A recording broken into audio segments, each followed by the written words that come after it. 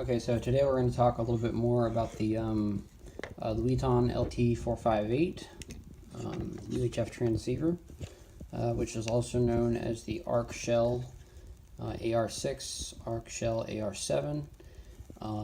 This is also known as the Radioditty. Let's see here, what do they call it? Excuse me.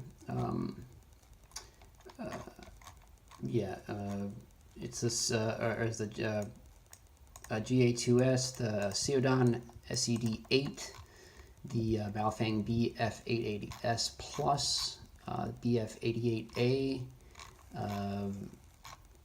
H77, the Rativius, whatever they call it. Radios, the FRS radios. Luckily, most of these that are sold in the US now have the FRS, GMRS frequencies in them. Some of them don't. This pair that I bought fairly recently, March 2022, had a bunch of 435 megahertz frequencies in them from the 70 centimeter amateur band. So these radios today we're going to program in Chirp, which is a great software program for Chinese radios such as these. You may have seen these radios. You may have heard of these radios before. This is the UV5R. That's a UV5R. That's a UV5RE. That's a UV5RA. And that's a UV82. Now these radios are very similar. I like the UV5R and I like the UV82. The UV82 HP, okay, whatever. I just go with the regular UV82. My main backup radio is a regular UV82 with the high capacity battery pack from the UV82 HP. In reality, that extra, whatever power, it's just not going to make really much of a difference. And here's my primary amateur radio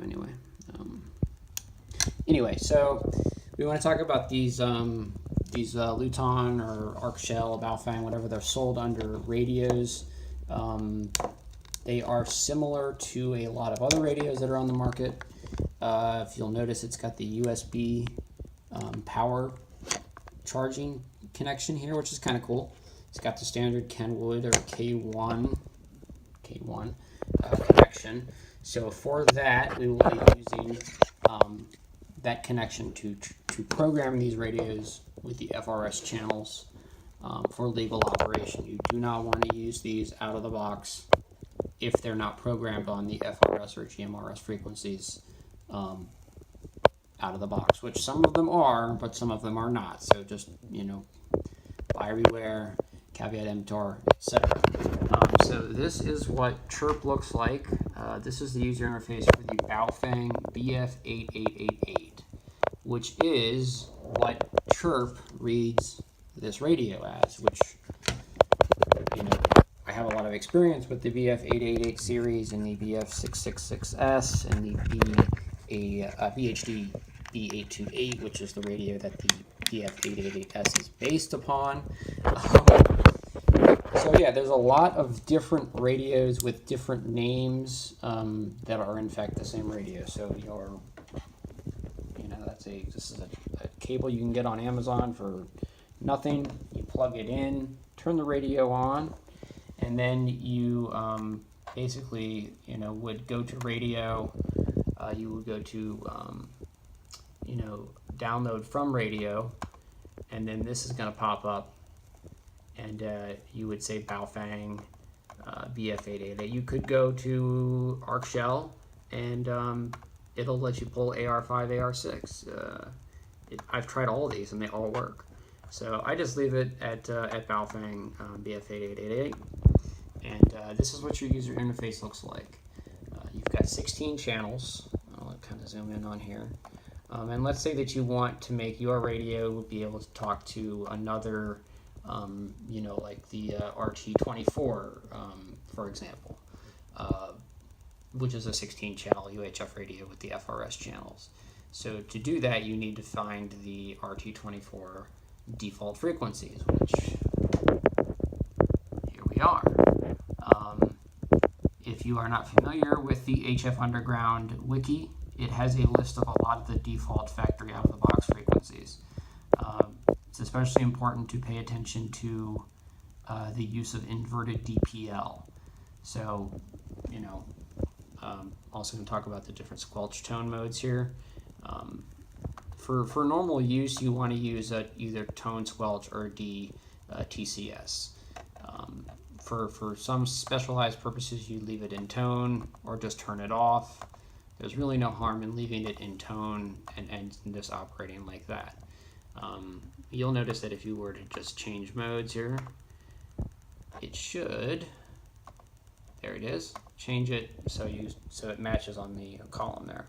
So let's say I wanted to run a tone squelch on channel 11. You just pick your tone and go with it. And I would, again, if I'm trying to make this interoperate with other radios that I already have, it needs to match the tone or the DTS, what Chirp calls the DTCS, and what the UV5R radios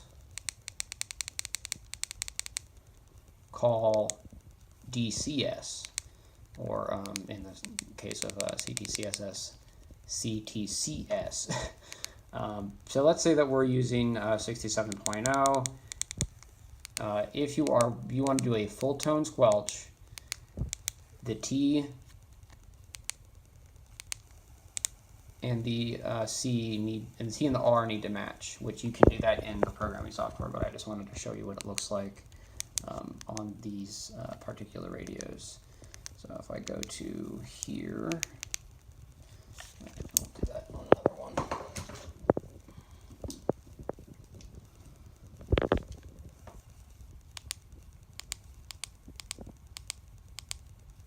Another thing you want to do is you want to leave it in narrow, or you want to set it to narrow, which is NFM.